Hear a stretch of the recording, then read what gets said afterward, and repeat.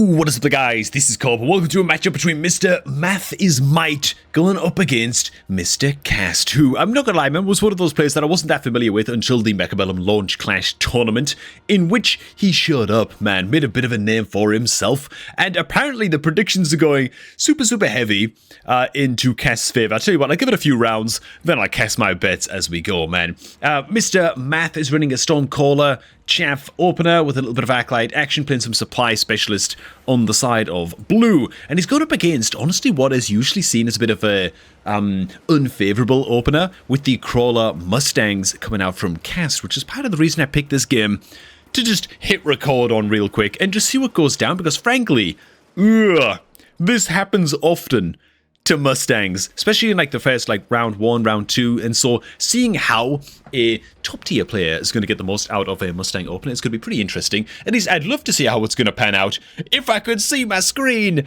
Numpkin's returned to the channel. She's doing great. She loves this spot on my desk just now because I've got the heater on underneath the desk, and so the desk gets nice and warm, and so this is her favorite spot. The problem is I can't see a goddamn thing. Okay, man. Math might going for the Rhino drop. I can see a laser sights down there.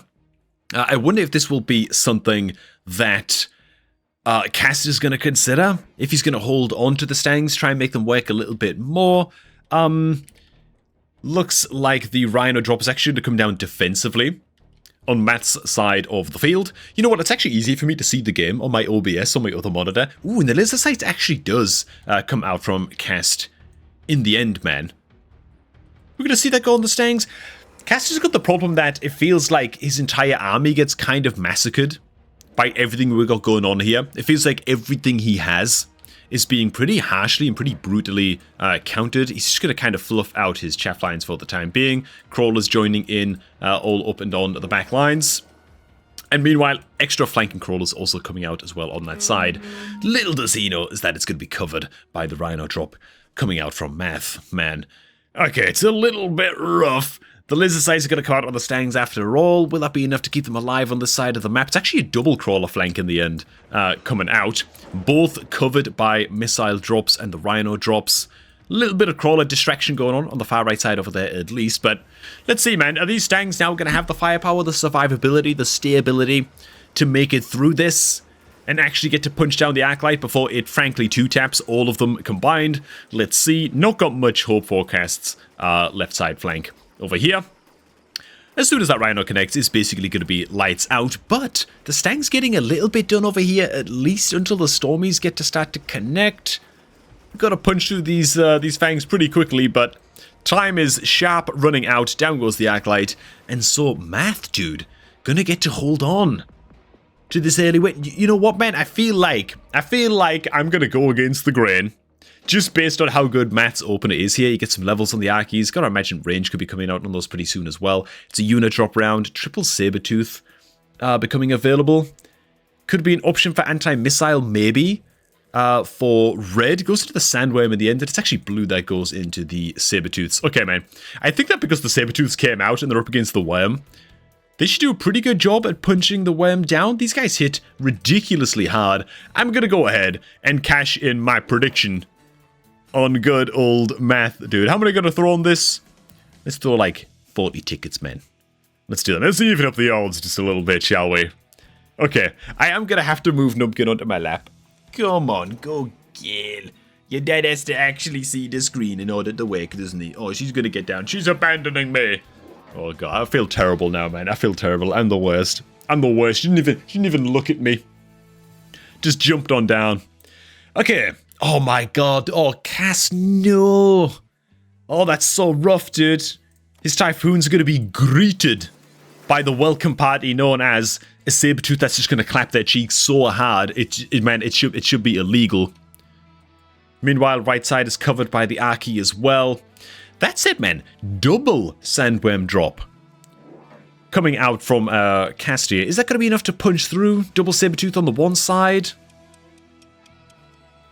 This is going to be very interesting indeed, man. So the chaff will be dealt with over here very quickly on this bottom line flank. As soon as that Sabertooth gets to just look at these Typhoons, it's going to be kind of lights out for these guys. And so down they go, but here comes the sandworms now. Now, these saber-tooths have to get to connect on the worms as long as there is chaff left alive to sort of keep them occupied. The last of the crawlers kind of running in just now. The rest of the chaff might be a little bit late to the party here. This worm might get to submerge sooner rather than later. Down it goes. It's actually the right side worm that could be dropping first. It also gets to submerge. Ooh, the sandworms might actually be getting enough done here, man. Second saber-tooth going to come in and clean house against the big worm boy on the left side. And so it is the left side worm that goes down first in the end. But sandworm actually on the right side getting more done than I thought it would. Have I just went and cursed math by betting in his favor in this game? Saber-tooth's clapping all kinds of cheeks though, dude. Levels on the saber-tooths as well. Could be a very, very cost-efficient way. Just throw a couple levels into those saber-tooths. If they both got levels in the middle, that'd be ideal. No, it's the backline saber-tooth that got the level. Never mind. Never mind. Okay. I still wonder if we'll see a level go into that, just for the sake of one-shotting the Typhoons on the flank over here, as well as making shorter work of the worms too. Matt actually going for the skip, and he goes for the double shot on the saber-tooths just behind the camera right now, as we were waiting for Cast to make his selection. So, I guess no level's going to go into the saber-tooths now. The double shot is more than enough an upgrade for these guys. And here we go, man. Alright, alright, alright. Extra Aki comes down. Extra chaff clear action. Range in the Akis, keep them nice and safe for all of the late arrival chaff. And against the Stangs, who did actually get a little bit of levels on the side at least. So they're doing a little bit of something. Kind of expect to see a bit more chaff come down, to be honest, from Math in this round. He's going to mass recruit just now. Just a bit more chaff just to hold the sandworm still for a little bit longer. He's going to go for additional crawlers. Ooh, he's going to slam those right away on the front line. Okay, they're going to be wiggly crawlers that pull everything into the middle. That's smart, man. That's smart. Meanwhile, Cast is going to double down on his Typhoon action, trusting in his Typhoons to eventually become problematic, I guess, for the crawlers in the end. Meanwhile, Matt did also invest a level after all into the extra little saber-tooth on the back line just now. Okay, man. Oh my god, and a third sandworm coming out from Cast. Dude, the guy's a madman. And he did actually level the Mustangs as well right at the end, as Mr. Tala was actually shouting about. Let me just go ahead and hide the chat window just in case we get any spoilers from the players themselves in this one. But now the big boy Sabertooth is just gonna just one-shot the Typhoons over there. But look at this, man. The Crawler's pulling at least 2 of the worms into the middle now, getting all of the chaff to stack up as well. Going to make them much, the Stormcallers much more effective with their splash damage, just helping to take out all of the chaff. Likewise, pulling them into the Acolytes as well, but the worm this time is going to get to connect on the Sabertooth. In fact, double worms connecting on the Sabertooth. And this big blue boy in the backline here can't really get in close quickly enough, man. Its double shot is going to make exceptionally short work of these guys, but with the building going down on that right side once again, little bit of trouble here, man. Oh my god, all worms are going to get to live on almost no health. That's devastating, and that's levels on some of these worms as well. At least one of the 3. Ooh, god. Okay, I don't know about all this, man. I don't know about all this. Are these Sabertooths going to be enough? These Sabertooths going to be enough for this? I tell you, Math is in a little bit of an awkward spot. I feel like the best chaff to slow sandworms down and just keep them busy is like shielded fangs.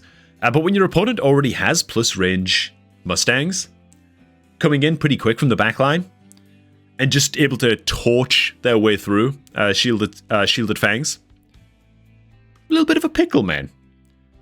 Also, pulling away, or like having both of these flanks going as well on the left flank and the right side flank from Cass is just pulling so much of the chaff out of the way for him too. Matt goes into some Phoenix action. He sold something just now. I didn't quite catch what the hell it was. Was it the Stormies? Yeah, the Stormcallers are actually gone on the one side just now. So, Phoenix is coming down.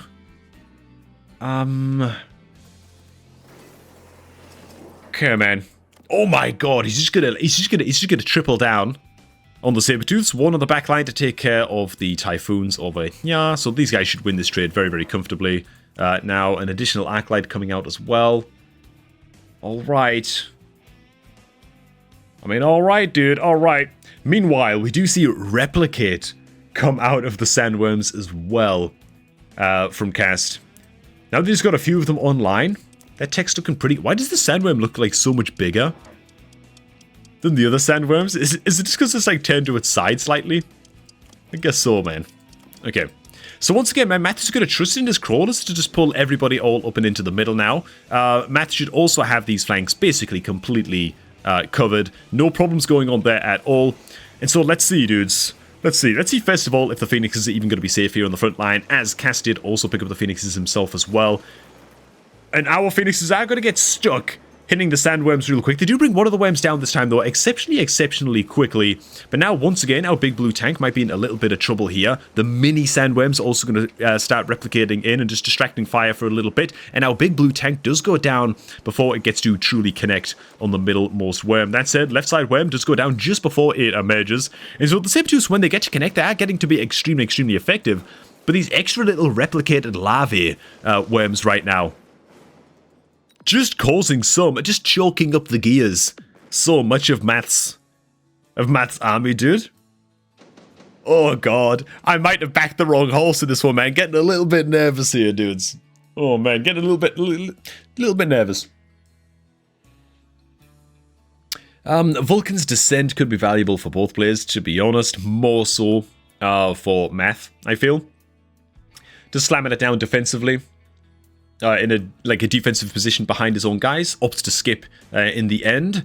Cast the Electromag? Is it even worth? The Smoke Bomb could be valuable. I mean, if Blue doesn't defend against it, but you gotta feel like Blue's gonna go ahead and commit a couple of shields to this. His army depends on the range advantage a hell of a lot more than Cast's, so I'd be quite surprised if a couple of shields didn't come out for Math on the side of Blue. But even then, why not just try the Smoke Bomb anyway? On the side of Cast, right? Might as well go for it. You'd imagine. Goes for the haste module instead. Is this gonna go on a worm, dude? Might rush in too quickly and get itself killed. Could go on the Stangs at the back. Bit of levels on these guys. Then like range or something. He's gonna mobile beacon as well. Cast is up to some crazy shenanigans just now. The Rhino drop going to come down on the left flank as well from Math. The Rhino just sitting on the Typhoons. Will actually just one-shot them, I believe. And look at this. Math actually going back into the Stormcallers, man. When are we going to see techs come out for these? We do see techs actually come out for the Stormcallers now, so a big switcheroo. Pivoting back into the Stormies. Range and high explosive ammo coming down. And alright, we have a beelining. Just a lot of worms coming out now, man. Hell of a lot of worms. The Rhino does indeed sit on the Typhoons and just eviscerate the hell out of them at that far back side. And here we go, man. Is the high explosive ammo going to be enough to just open up the door to let these Sabertooths connect on the big boy worms? When they do get the shots off, it is ridiculous, incredible damage. But right now, even this big guy at the back, man, just hitting the wrong nerds. We are going to decide to drop the worms on the far right side. Far left also. Big double tap does get to bring the worms down. That's it. We still got the Phoenixes to deal with as well, which are kind of like the backup carry unit at the stage 4 cast, man. It looks like Matt is basically out of anti-air at this point. Until those Phoenixes just going to get free reign to pick off everybody. And how many worms lived? Look at how many times they got to replicate. Oh, dude. Why did I doubt Cast, man? Why did I doubt him? The Sandworm spam, the larvae spam. Just undulating across the battlefield. In an unstoppable squiggle. I don't know about this, man. Math goes ahead once again with the skip. No Acid Blast, not even tempted by Acid Blast. I would have thought maybe like some Acid Blast action here. Try and pull all the worms into the middle. Maybe, I don't know, man. Maybe I'm crazy. Intensive training comes out from Cast. Man, that's a confidence play right there. That's a confidence play, because that's not an efficient play to take. But I guess he just feels like he got it. And in the end, the haste module did come out on the Sandworm on the far flank as well. And it's also going to get beelined in once again to this far side. We actually see Electromag come out from Matt's Acolytes. I don't mind that. Disable the worms, slow down their attack rate, slow their move speed, make them unable to replicate anymore, at least for a brief moment. It could do a little bit of something. 1,000 supply still to spend for both players, however. Multiple shields coming down. Fair enough. Would fire on the Stormcallers be worth it? Would an oil drop be worth it, even just to throw a spanner in the works? The worms just keep on coming out from Cast, man. I don't know about that. We got an infestation problem here, man. And while the Sabertooths are just typically a great answer to the worms, they come out with range just now. More crawlers. You know, more crawlers is totally fair. I think more crawlers is actually totally fine. And here we go, man. Oh god, I don't know about all this, man. I'm feeling like my tickets might be gone here. They might be, look at how fast this worm's coming in, man. It's coming in so hot, dude, because of that goddamn haze module. It's actually going to get to open up on one of the tanks right away, just about. Here we go, man. The electromag comes out, man, and both Sabertooths do get to connect on it straight away, so at least maybe this big blue can take care of the haze module worm this time. It looks like it is fit to go down just like that, and down it does go. The electromag is actually having a crazy amount of impact on at least the worms on the flanks, who die very, very quickly without getting to replicate all that many units. However, once again, eyes on the phoenixes on the backline, man. They're kind of unaccosted. All of the sandworms basically have to die here if Matt has got any chance at all of holding on to this. And frankly, it looks like it ain't going to go down like that. And just a sandworm spam is going to win the day from Cast in the end. What an absolute psychopath, man. Dude, the sandworm spam with Replicate coming out, I haven't seen that in a high-ranked game ever, actually, now that I think about it. But hey, man, just goes to show with the right tech pickups, even a unit like Sandworm, which is typically kind of slapped all over the place by double-shot Sabertooths, with the right tech upgrades and just having enough neds, you can kind of turn the tables into your favor just with the old critical mass effect, you know. Just spam out too many for your opponent to deal with, and it doesn't matter if you're kind of counted on paper anymore, especially with the Replicate, man. That was such a heads-up Replicate. I think that actually just straight up one-cast the game and lost me my tickets. Oh, God. And my insight is back down to 1. I have 1 brain cell to speak of. Ooh. And would you look at this, man? Cast got matched up against Math again for the second game on the bouncy, man. So, this one is the rematch. And when you look at this, man, both players starting off with very, very, very similar openers. The only difference being Cast, who is now playing as blue, opening up with Arclights for just incredibly efficient chaff clear against the Mustangs, whereas Math actually got the triple marksman opener in his loadout. And so, would you know it, Cast, who has the luxury, I guess, of going into some Arclights in his opener here, is obviously going to take the win. Again, man, just the Mustang crawler opener, dude. What's going on? I like it. It's nice and highly mobile. It feels great. It feels nice and aggressive. I like it stylistically, but it feels like your opponent buys a couple of Acolytes and it's just game over. Like, I don't know, dude. I don't know what to tell you, man. It feels so easily dead in the early game rounds, man. But I think it's actually one of the lowest win rate openers as well, by quite a bit. In terms of like how the opening rounds go, it's so tough to make work, man. But then again, Cast won with it last game. Maybe he'll do the same in this one, man. Math going ahead and... Math just skips everything. I'm noticing this, man. Last game, Math was playing as blue, of course. He just skipped everything, dude. He picked like 1 card all game or something, you know. The man just skips. He likes his pennies, man. What can we say? Cass is going to think about it a little bit longer. Has options here with his module, potentially, on the Mustangs. He also has extended Phoenix range, which either could be a bluff that he kind of plays on, or it could just be something he dips into a little bit later on. Crawlers, Mustangs, nice and mobile army, high move speed. Phoenix matches their movement speed pretty nicely as well. Could dip into a little bit of Phoenix action. Goes into the his module in the end.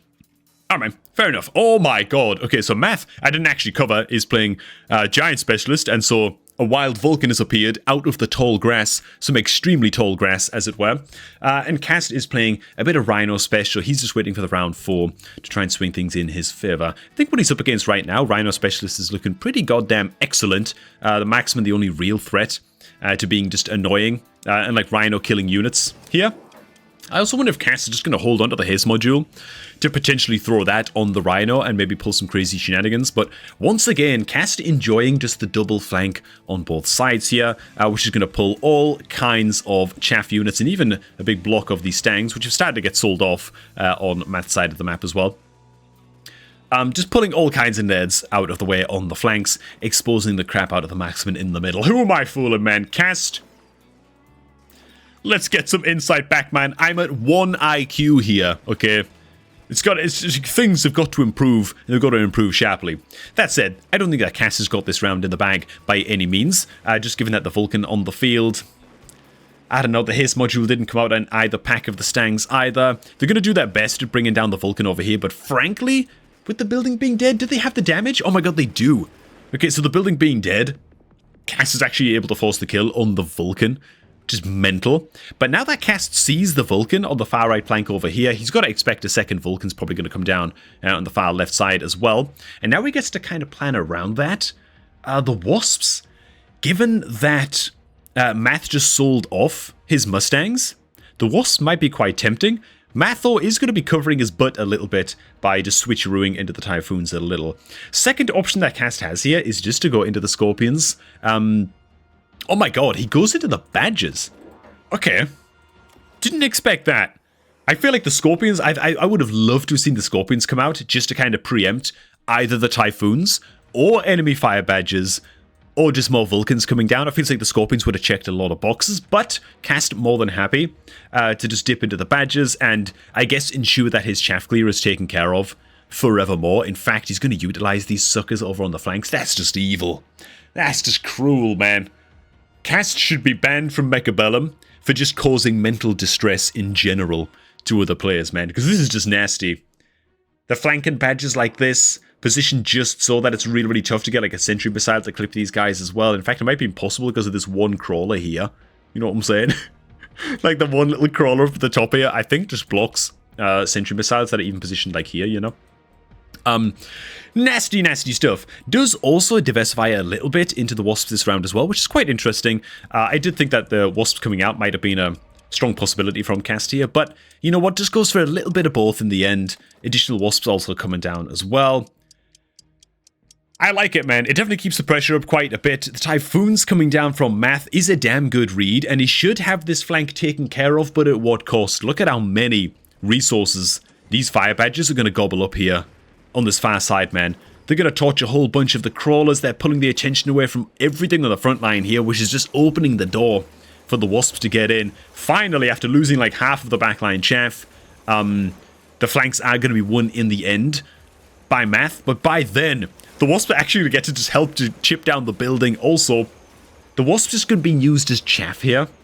So smart, dude. I wouldn't be surprised if we to see these Wasps stay at level 1 forever and just never buy tech, and they're just there to be annoying and just be frustrating and kind of force Math to go into like some central Typhoons that maybe he doesn't really want to go into, but he kind of has to deal with them and protect his buildings. That said, Math is able to hold for, oh my god, that was a lot of health damage. Just because the Vulcan lived, I guess. Mostly just because the Vulcan lived. Able to hold on and cause a ridiculous amount of damage in return. Come on now, Cass, we've bet supplies on you here, dude. My insight depends on this. Math going for redeployment. Is he going to pull his Typhoons away from the backline flank, maybe? Where are these guys going? I wonder. Because these flanks are causing huge problems. I wonder how he's going to rearrange things there on the back. Meanwhile, Cat's still thinking about what he's got going on here. Where did the haste module go? Haste module actually went on the Fire Badgers in the end. On Cat's side of the map. They actually just didn't do anything at all last round. So that's a little bit unfortunate. But hey. Cast actually... Oh my god, not again. He goes into improved Sandworm, dude. I mean, my god. He unlocks the suckers right away as well. I mean, wow, dude.